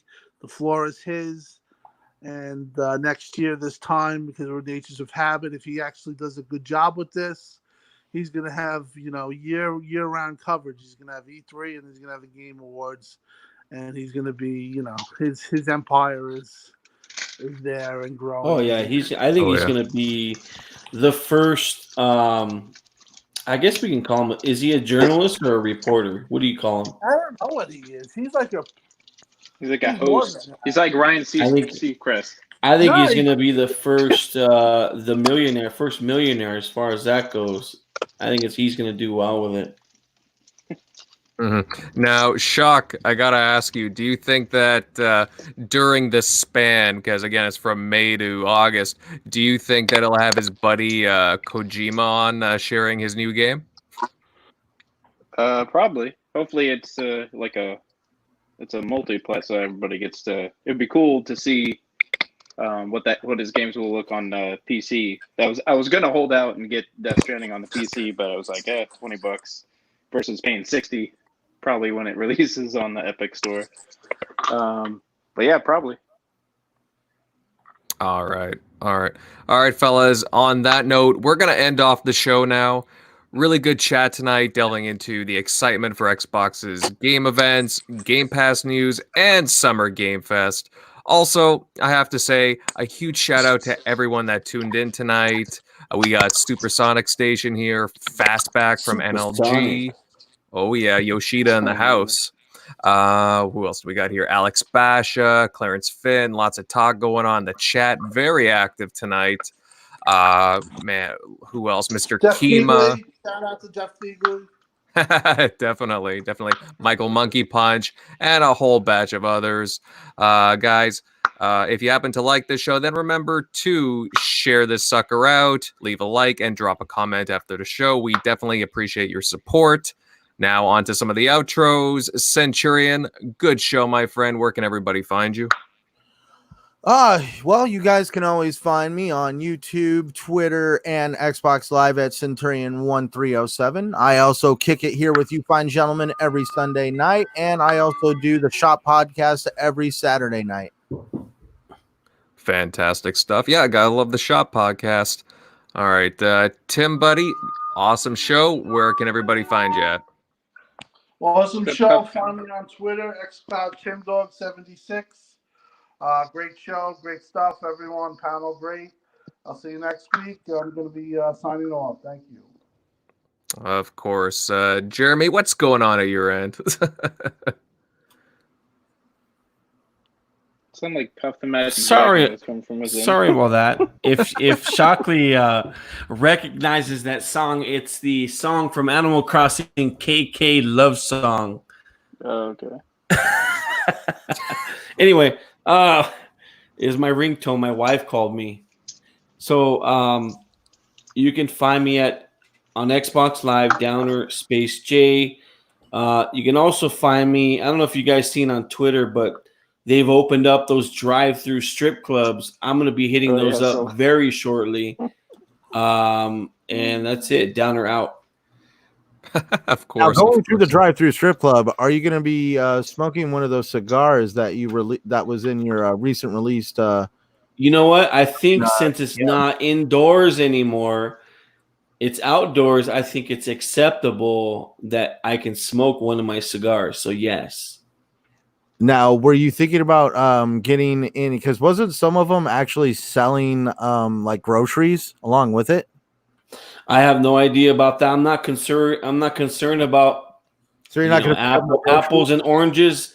They're a different kind of apples and oranges, buddy. So no groceries then. No groceries. Nice.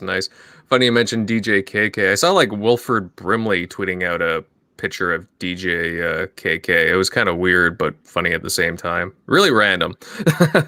But everybody seems to be up on the Animal Crossing these days. So but before we leave, I do want to share exactly what song it is to the fans. So here, hold on one second.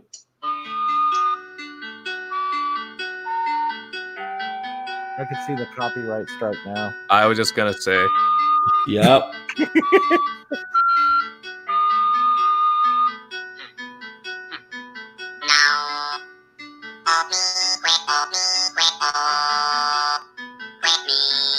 And the show has gone off the rails. All right, that's enough.